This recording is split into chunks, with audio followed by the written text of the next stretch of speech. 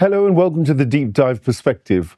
We've been on the precipice of World War, it seems now, for years, but it really does seem to be getting worse and worse, and the threat and the danger is very real. Donald Trump is rolling out his fleets. There are air flights, movements across West Asia, which look very ominous. And it's all, of course, focused on the Islamic Republic of Iran. And surrounding the noise, what we've seen in the post-riot period, if you like, and the protests and the terrorism that's clearly been happening as well, the reaction of media, the reaction of NGOs, the reaction in the West in particular, of course, is coming out with certain narratives. And quite often these narratives center around human rights, and they center around using perhaps narratives around human rights as a way of justifying war, justifying regime change, justifying interference in the affairs of other sovereign nations. This is something which now Donald Trump is setting clearly as a precedent. With me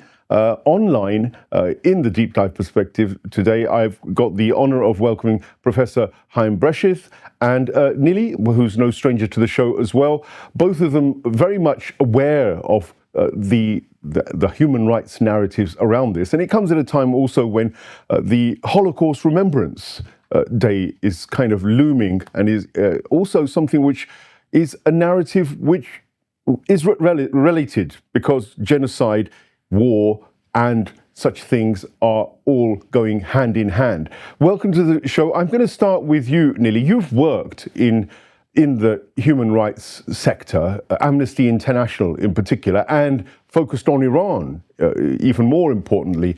Give me your overview of what you think is going on in terms of the way the human rights and the institutions, the NGOs, etc., have positioned themselves in regard to these kinds of affairs generally. You know, Libya, I'm thinking about Syria, I'm thinking about, of course, Iran, and many other instances I can say. And there is an allegation of hypocrisy that could be leveled at a lot of these NGOs, and also the way that these narratives are handled.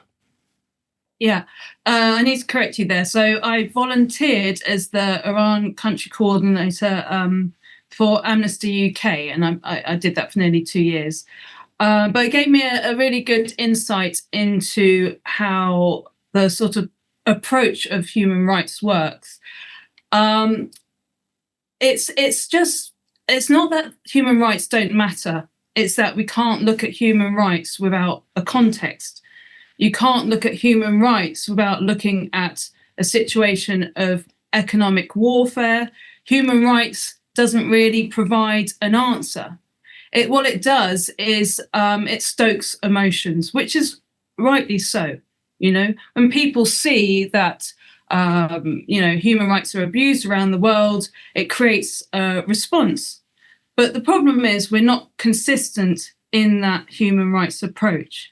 Iran has always been very much like, you ask anyone in England, right, who knows nothing about or has no interest in geopolitics, they'll have an opinion about Iran, and they'll say women's rights. What do they know about the women's rights in other countries, the women's rights in America, the women's rights across the region? When it's our allies, it's a very different story.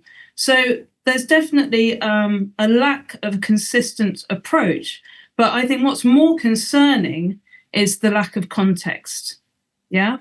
So no discussion of Iran can be had. Like I said, it's always about women. And that's a really complex issue. That was my thesis when I was at SOAS, looking at pre and post-revolutionary women and the different positions. It's not something that can be summed up in a simple idea, which is the common idea. But even people who are quite well informed will still have that as the overriding perception, okay? But we need to be looking at the years of economic sanctions. We need to be looking at the grievances, the genuine grievances that are there. How the Western powers allowed the use of chemical weapons. They sold chemical weapons to Germany. There's been no apology for that. There's been no apology for the 53 coup of Mossadegh. There's been no apology of like years and years of imperialism. So how can we expect to have an honest diplomatic response when we're not prepared to listen to the grievances? And I was in a panel recently with Professor Haim, Professor Marandi, Lale Khalili, Teresa Parsi, and Professor, did I say Marandi here? Yes, you did. Yes. Khan Ross, or Ross Khan Ross, yeah.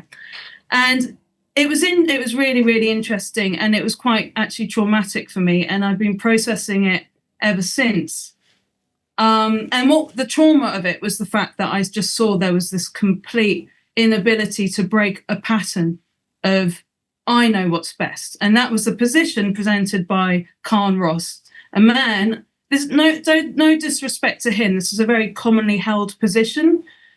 But what he was doing was a pattern that needs to be broken, because he sat there and it was very, very upsetting to see him checking his wristwatch as Professor Marandi was talking about his experience of chemical weapons that he's experienced personally. And I just found that very upsetting.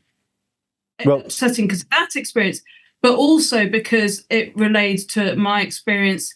And just this pattern, that's the sad thing. It's just this inability to actually meet people where they're at and give them the space.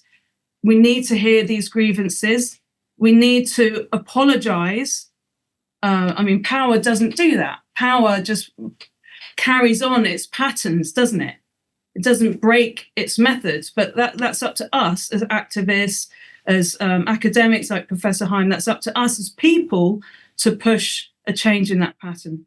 Professor Haim, you were at that meeting and you heard that dialogue and discourse, and you're very, very familiar with the saber rattling that is often done, and the narrative perception, or the changing of narratives in order to drum up war. It's quite a common thing. We've seen it repeated over and over again. And Nili is, of course, very, emotionally involved there as well. And there are emotions, but in the world of diplomacy, in the world of military intervention or power plays, there is no emotion. There's just realpolitik and economic interest. So is there even a space for these kinds of narratives? And what's the way to perhaps balance up the way sometimes even human rights organizations at the highest level also end up precipitating war through their kind of, human rights, if you like, framing of various countries?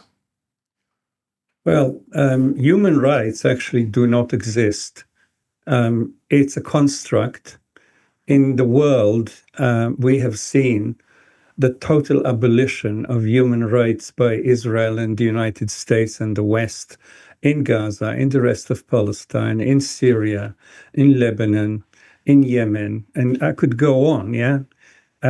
Basically, what the West is doing, not for 2 years, but for 2 centuries and more, is wiping out societies by genocides, breaking up states and making them into basket cases.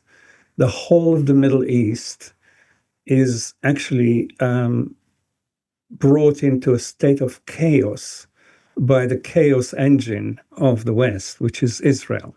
Israel specializes in destroying societies and states. It's not doing it just for itself, though there is that as well. But it's doing it on behalf of the West, as we heard from Chancellor Schulz, that explained that we've got to support Israel because it's doing it's our dirty work. So when we talk about human rights, for example, I want to support what Nelia said about the rights of women.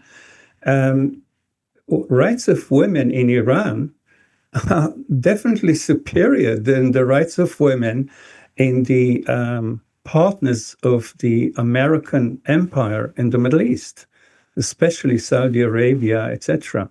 So women in Iran are, elected to parliament, are ministers in government. I mean, all this doesn't exist, of course, in the partnerships that the Americans have. But they don't have a problem with democracy or the lack of it in their own puppets. Actually, the opposite is true. The less democratic, the better partner of the United States. The United States have brought down, as Nili has mentioned, Mossadegh in 1953, democratically elected, and a Democrat himself, who wanted Iran and its people to enjoy the oil, which is Iranian. And that was his main crime. And that is the reason why he was brought down and instead was replaced by the dictatorial Shah, whose son is now trying to do that again with the CIA and MI6 again. So there are some things that do not change. The West is now in deep decline. Even that decline is evident in the rights of citizens in the West itself. Thousands of people in Britain were arrested as terrorists for holding pieces of paper. I myself was arrested for saying things that you can read in the papers, as a terrorist, no less. Basically, I really like it when undemocratic leaders of the West are talking about democracy, when people who take human rights from their citizens are talking about human rights. This is incredible. I mean, on the day that, an American Secretary of State was talking about the rights of women in Iran, we had an American woman shot in cold blood in Cincinnati because she actually came out, imagine that, against ICE brutality. And she's not the only one. This is millions of Americans are demonstrating against ICE and against Trump in that sense. But they don't have rights, and you can shoot them. The other thing I want to say is this. The first 2 days of the demonstrations in Iran were totally peaceful. No one was shot. No mosques, hospitals were destroyed. No universities were attacked. No policemen were murdered. People who are under the burden of 45 years more than anybody else, of basically paralyzing U.S. sanctions and Western sanctions. For what crime? What crime did they? I mean, Iran has never attacked any other country. The West has sent its good servant, Saddam Hussein, to attack Iran in 1980, and for more than 8 years, they had to fight that tyrant. And that was costing something like 1 million lives in Iran and Iraq. What was that about? People don't even remember it. But it happened in our lifetime. What was that about but about removing the regime in Tehran? That was the only reason that war took place, and it failed. So Iranians are used to living under siege, a Western siege. And that's a very brutal siege. It's military, it is financial, it is scientific. This is a totally unjustified action for the crime of acting independently, for the crime now of supporting Palestinians' rights. And the empire says that the Palestinians have no rights. So you have to agree with that. If you don't agree with that, you will be bombed out of existence. So I just am disgusted and disturbed by non-democratic warmongers, war criminals who are attacking right, left, and center. I mean, at the moment, European leaders are organizing the defense of Greenland. They are not actually believing that China and Russia are going to take over Greenland more than I believe that. But actually, they have to defend themselves from President Trump. And if you read the letter that he sent this morning to the Norwegian Prime Minister, you have but to laugh, because an inflated baby mafioso is ruling the world with the kind of rules that a baby mafioso comes up with. Like, I want this now. And if I want something, I take it. And if I take it, shut up, because I am stronger than you. I mean, this is a world that pretense is no longer used and is no longer necessary. So I think we've got to be aware about who is talking and what they're talking about. Now, I am not saying that life in Iran is easy. Life in Iran is not easy, and is not easy because of the West. The West has made living in Iran an impossible job. And of course, people are very worried about this. They are talking to the government about it, and they try to change the situation.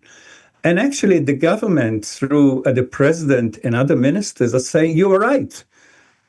It is impossible to live in Iran, and they explain why. But that actually is not going to change the regime changer's view. They wait for the Americans and the Israelis to bomb Iran. And actually, a number of ministers in the White House have told us that the streets of Iran are full of Mossad and CIA agents. They're not really hiding this. They are full of Israeli arms. They are full of Starlink terminals. Now, I want to end by asking a question. How would Starmer or Trump or Macron behave if thousands of terrorists would actually go into the streets in their capitals, burn churches, kill hundreds of policemen and demonstrators, burn universities and hospitals, make Tehran and other cities look a bit like Gaza? Would they say, good, go on with this? Or would they send the National Guard to shoot at people who are shooting at soldiers and civilians and policemen? What we are seeing here is a color revolution of a very nasty character. And Iran is actually forced into protecting itself, its citizens, and its government against terrorists. This is what is happening.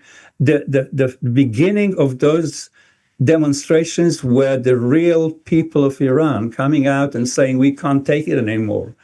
And then there was we knew it will come, the second stage of the armed insurrectionists who are trying to bring regime change.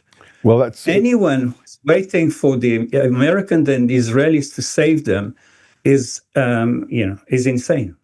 Well, that's given a really comprehensive overview. Nearly, there's so many very, very powerful points there which provide context and also give a narrative which is uncomfortable for certainly Western media. They'd be uncomfortable with Haim's narrative throughout because Western media has used, and the NGOs often have used, the framing of Iran in terms of its human rights, issues, etc., which all countries ultimately do have at one level or another. It's granted.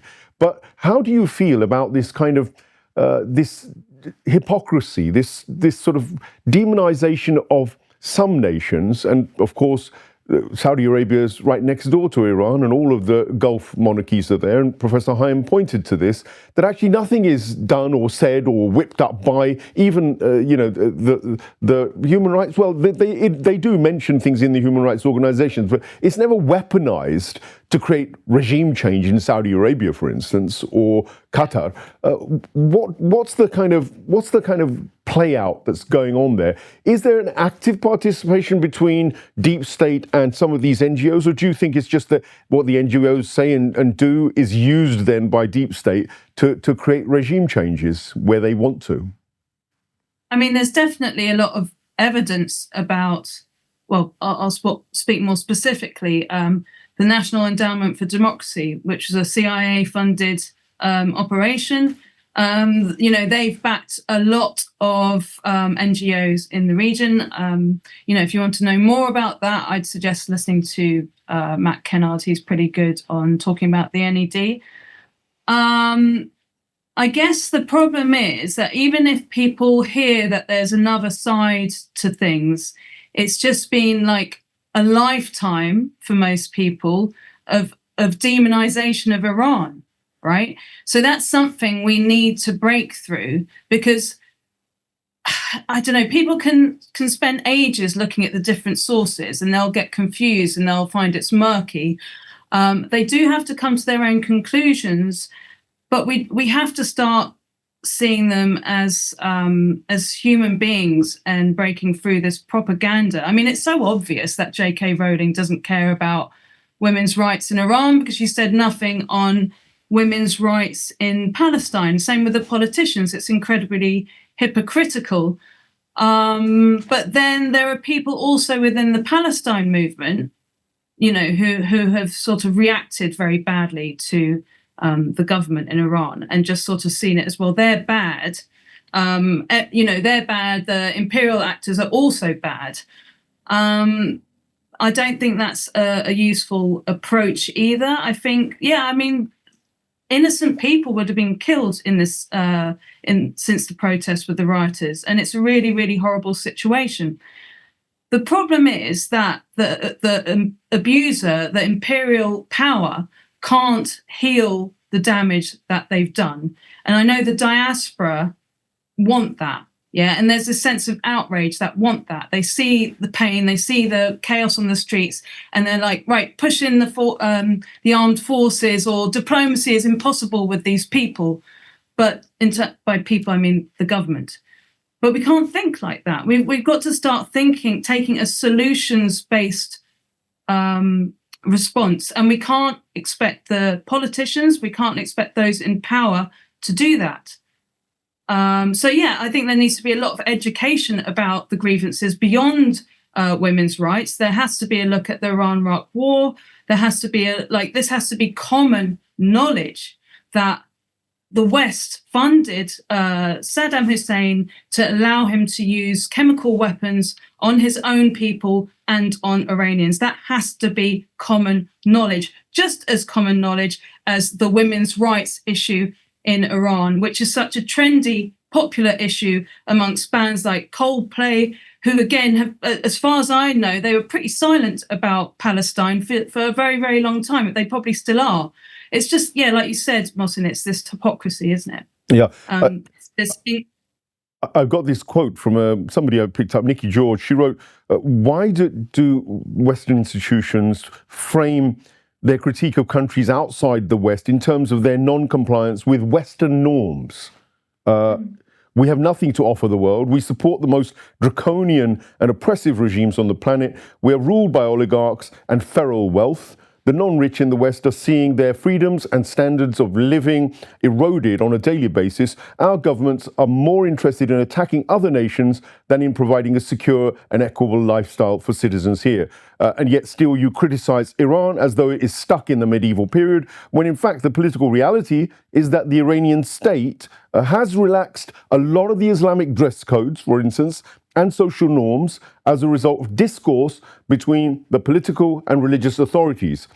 So this is another kind of narrative that's there, but it'll never get pushed forward because it's too nuanced, and it requires what you're saying, Lily, which is discussion. I mean, I've also noticed guys like Owen Jones, for instance, who were instrumental in destroying Jeremy Corbyn and the Corbyn movement at that time, and undermining the Labour Party to the point where now Starmer is in control in the neoliberal, glory that he lives in, and of course we've got others as well from that supposed anti, that sort of anti-Zionist or anti sort of genocide movement from the left, especially, who'd say we are anti-imperialists. They're now publicly, openly beating the drums of war as well, indirectly or directly. I mean, where is that kind of?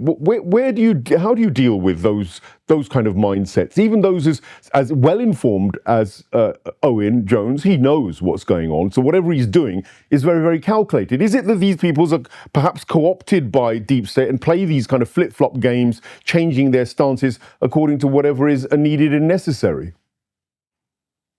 Okay, so some might be, undoubtedly, but what we need to address is the actual mindset. So, yeah. So for me, it's about dealing with a range of grievances that the Iranian people have, and I think the biggest grievance they have is Western interference. Okay, and even if you are anti-regime, which Owen Jones felt the need to really present that. First, he wanted people to know, right? It's like he was scared or whatever. I mean, a lot of people are saying, I'm anti-regime, without really questioning that. I mean, fair enough. I'm not pro or anti. I'm just saying, even if you are anti-regime, one of the biggest elements of their legitimacy, or what I would call grievances, right, is foreign interference, right? So if we don't deal with that huge element of legitimacy, we're not going to get anywhere. But the West keeps imposing their version of things.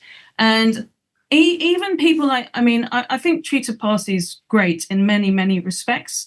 But, who was it? Narges Barghali. I've seen some analysis of hers, and it's very, very good. It's very, very thorough. But I think when we start to sort of break down the population stats and start saying, oh, it's only 20% of the population that support that's the base of support for the government there. That's a really dangerous game to play, because they're playing the same game. They're trying to impose their idea of what's right, the Mousavi approach, the Third Republic approach. And I think what needs to be done is, no, we have to accept there are genuine grievances there. We need to get out of the region. We need to get out of the region. And we're just going to see, we're going to be trapped in a loop until we pull out of the region. And it's actually what people want here, right? We don't want to be investing all our money in the war machine. We need to be looking after people here. So it's incredible that space of sovereignty has been co-opted by people like Tommy Robinson. And there's clear links to him receiving money from Israel. He doesn't care about the people here. If you care about the people here, it's about money. Where are your councils spending your money? That's a very important point. So I don't think we should I'd like to think that Owen Jones and people who take that perspective can transcend beyond that. Can see that just demonizing Iran is not the answer.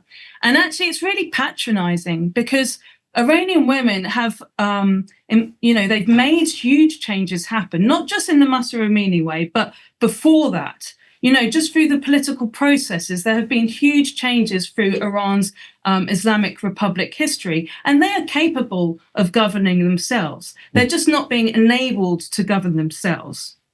They're being meddled with all the time. And this has to change. This is the pattern that has to change. And we have to convince the people of this country that that is the way to go. Professor, lots to pick up on. Anything that Lily said or I've said, please feel free to pick up on those. But I mean, it does concern me when we're still playing policeman in the world, and at the end of the day, in reality, all we're doing is resource raping. I mean, that's what I see. I mean, from everything I see that the Americans do and what Britain follows through, ultimately, it mainly comes down to controlling Central Asia, because whoever controls Central Asia essentially controls the world. That's always been the case in history, really. If you look at it, whether it was Genghis Khan or anybody, they always went for that Central Asia geographically. Today, it's in the crosshairs clearly because China's Belt Road Initiative is the huge threat, arguably, to Western hegemony in the world completely. So Iran is right at the center of that, is at the heart of that. That could be one other reason why all of this kind of war drumming is going on. There's also, of course, the fact that Iran has a system which is fundamentally different from neoliberal outlook. For instance, they don't implement it fully, I don't think, in terms of economics. The Islamic economy isn't really 100% there, because that would mean negating all usury, and it would mean going up against the whole I'd say the money power banking system, the whole money power system globally, which is almost impossible, it seems.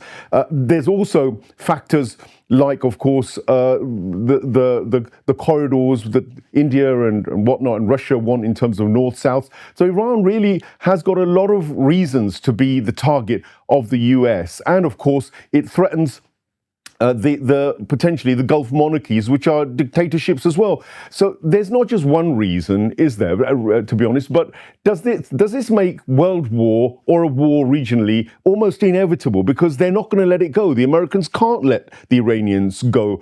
So any number of reasonable discussions or diplomatic, dialogues, or Nili's wishes for people to be awoken, potentially will just be secondary to these kinds of economic interests and geopolitical. And so, is war inevitable? Is a sort of third world war on the back of attacking Iran something which is a real possibility now? Well, a lot of questions there. Is a world war inevitable? Well, in an ideal world, nothing is inevitable. We're human beings. We can change our mind. We make mistakes. We correct them. We talk to each other. Everything is solvable, resolvable, This is not the case with capitalist imperialism, because it is much too powerful to be talked to. Now, the Iranians have done all that is humanly possible to come to agreement. They actually bend backwards to come to an agreement. There was an agreement, Trump, the first, has called off the agreement signed by Obama. Now, Obama was a war criminal, like all American presidents. I have nothing to say to support him, apart from the fact that he understood that to resolve tensions, you don't increase them, but you talk to the people and resolve them. And he has done that. And that is positive. And probably the only positive thing he's done in his presidency. Trump immediately, because he was demanded to do so by Netanyahu, called that agreement, a betrayal, and called it off. Now, as a result, Iran had to ask for another agreement, and discussions went on for I don't know how long. And you remember that in the middle of those discussions, in June of last year, the United States and Israel attacked Iran. This is an example of what we're talking about. Now, you mentioned China, and you called it, I think ironically, a threat. And the threat of China is very real, because China threatens, the war model of the West. They employ a different model altogether. You know, instead of destruction, instead of chaos, and I'm not an advocate for the Chinese or anybody else, but the Chinese build systems to support states. They build ports, they build airports, they build railway lines, roads. This is actually the symbol of the Chinese empire. It's the biggest economy in the world. They do not have 1,000 military bases or 100 military bases or even 10 military bases outside of China. They don't operate like that. They are a trading nation. And I think the model of China is influencing BRICS. And that is a threat. It's a threat of a different model that the West will not take because it has 300 to 400 years of destruction under its belt. This is what they specialize in. This is what they're good in. They're spreading empires and destroying societies. They have the firepower in the US to destroy anyone, and they are doing it. Now, I think this is the choice that humanity now faces. Do we go with a model, which Iran is part of, because Iran did not attack any other states? Do we go with the model of working together despite the difficulties and because of the difficulties, and we don't use threats and we don't use bombs? We just try to work together, which is the idea behind the UN. The UN now has become part of the problem, then part of the solution. It has done nothing to end the genocide. It has done nothing to end the wars in the Horn of Africa, in Yemen, in Syria. It's actually totally demobilized. Yeah, it has no power. It doesn't even use the little power that it has. And I have to say, I totally criticize BRICS for not operating a veto on the Trump plan for Gaza. I mean, that plan, called a peace plan, with a peace board of war criminals. I mean, what a joke. What a cruel joke. Telling the Palestinians that the only way to solve their lives is to kill as many of them as possible and then to disperse the rest. This is the solution that Trump is suggesting so that he can build a mega casino on the Gaza waterline. I think we live in a very sick part of humanity called the West. It is the imperialist, the colonialist, the capitalist part of humanity. And look at China. China is a capitalist country. It's a state capitalism, of course. And what can we learn from this? What we can learn from this is that even if you want capitalism, China is better at it. Mm. Okay? Well, now, I want to end by using an example. Iraq. Iraq has done everything the West has told it to do. It attacked Iran. It destroyed many Iranian cities, killed about 1 million people. Yes. And 3 years after the end of this war, Iraq itself is attacked by the West. And then 12 years later, it's destroyed. 1.5 million people are killed. And of course, Saddam is captured and decapitated. Now, basically, this is the kind of model the West is using. Use a regime, use a ruler until they are actually useless to you, and then attack him. And then destroy that same country that served your military aims without compunction. I'm telling your viewers, there is no one of us who is safe from that model of running the world by the baby mafioso in Washington. Nobody is safe. Well, I can verify Gaddafi warming to the West and beginning to cooperate with them, and exactly what you said happened to him. Saddam, of course, you've mentioned, but also Assad, because he started cooperating with the Gulf monarchies, which are the proxies of the West, and indeed, backdoor, there would have been dialogues with the West as well. And he immediately was thrown aside, and that seems to be a pattern. You're absolutely right. So if Iran was to start compromising, as many people within the reformist sector of the Iranian establishment have actually been trying to do. The JCPOA perhaps was an example of that. It seems to me as though if they look at history and the track record, that Iran itself would be probably balkanized, probably secessionists all over the place. The idea is not to sort of empower Iran. I would have thought the idea is to debilitate it so it no longer becomes a threat to Western hegemony or Israel primarily, and to not present any opposition. And that's what it seems that what's described here as the hardliners, it seems that's what they're pushing back against.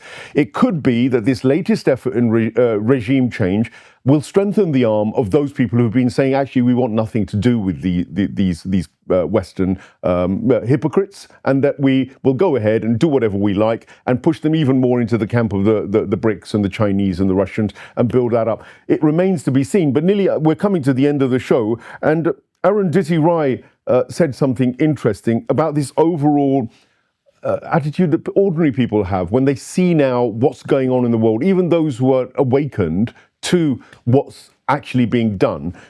She says, look at the psychology that is being forced upon us. We are, all of us, able to reach at night for an image of a child starving or a person being blown up in Gaza easier than reaching for a glass of water.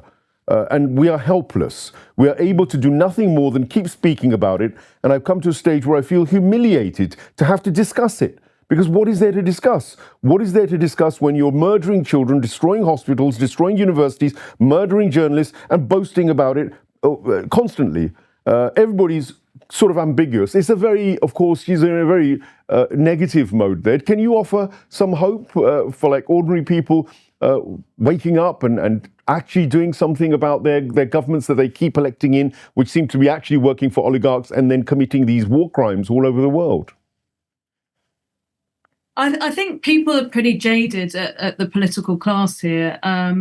I mean, I don't know, I keep hearing that a lot of the population don't want to see the genocide. I mean, who wants to see the genocide? But it's not about that. It's about doing something about it. Not just saying, oh yeah, it's really horrible, and then switching off and carrying on with the normal pattern of your life. We have to find a different way of doing things. And I was pretty shocked, actually, at the recent events in Iran, at how many people just fell into the same traps again, right? We need to be clear about imperialism, about the games that are played. That doesn't mean you don't care about the Iranian people. The best thing we can do for the Iranian people, I know that's used as an argument, is to get out of the region. And we need to work towards getting out of the region and being completely and utterly united about that.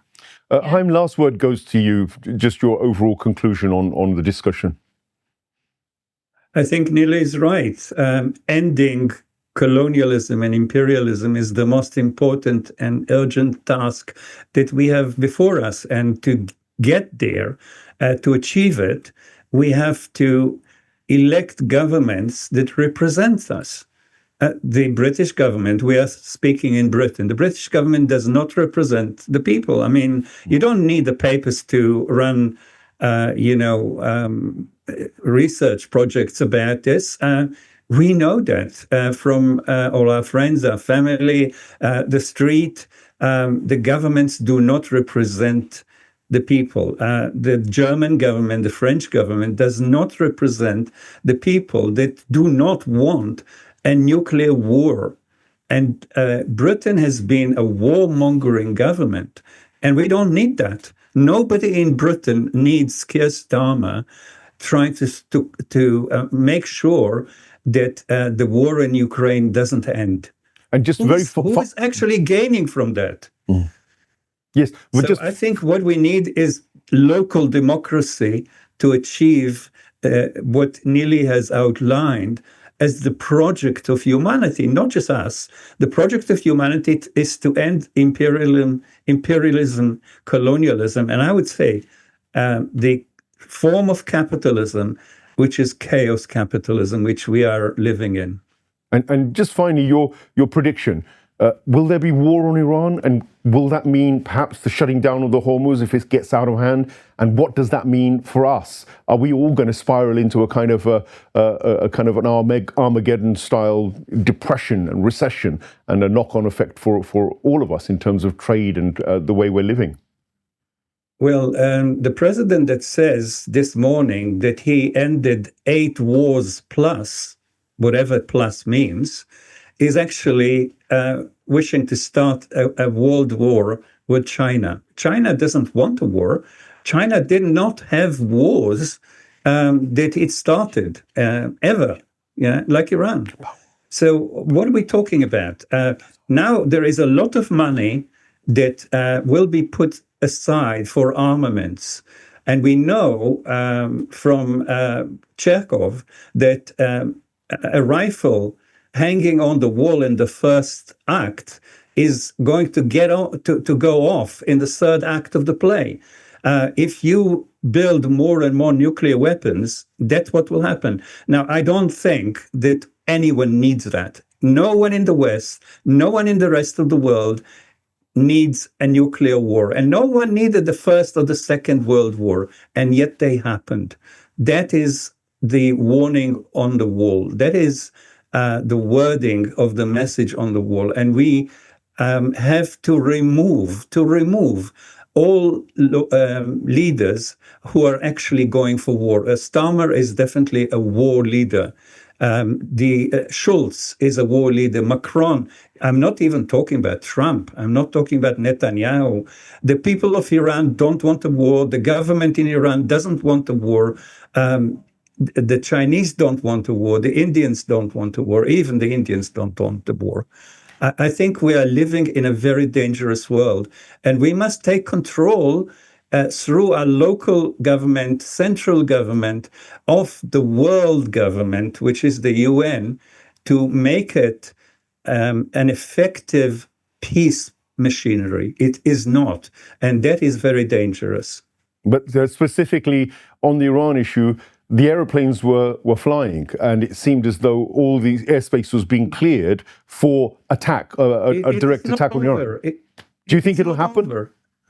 Well, if the past experience is anything to go by, Netanyahu will force this war on the United States. Nobody in the United States can say no to Netanyahu. They can say no to Putin. They can say no to Xi. They can say no to God. They cannot. They are in the pocket of Netanyahu. Call it what you like. He has the Epstein files tell us the control machinery of leaders like that. They are not independent. This is not America first. This is America second. And if that is the case, there will be a war against Iran because Netanyahu wants a war against Iran, not for any other reason. Thank you very much, Professor Haim. And thank you, Nili. We've come to the end of a fascinating analysis. Not a lot of good news there, to be honest, but at least some awareness and some hope in terms of the grassroots trying to take charge of their own destinies. And it comes with changing your leaders. I think that's where the hub of it is. If we don't have a criteria of virtue ethics or a moral kind of boundary or something in the constitutions which limits these kinds of psychopathic, warmongering, baby-killing psychos, then I'm afraid we're in a very, very dangerous space where none of us are going to be safe. Those same drones, that same artificial intelligence, the Lavender systems, the Daddy Home systems, which Israel has used in Gaza, is now being rolled out by the likes of ICE in America. It is coming home to roost. The whole caboodle is potentially going to come round over our heads with surveillance, hyper-capitalism, and feudal technocracies taking charge. Need to get aware, and we need to change that by having better leaders. That's probably the only takeaway I've got from this for now. Thank you very much again to my guests. Please do like, share, and subscribe to the channel, because it's only with your views and with your likes that we're going to be able to continue bringing you guests which really actually get to the heart of the issues and deal with the nuances of things, and don't just side with empire, and certainly don't have a one-sided view of the world. Thank you very much again. Take care. Until the next time.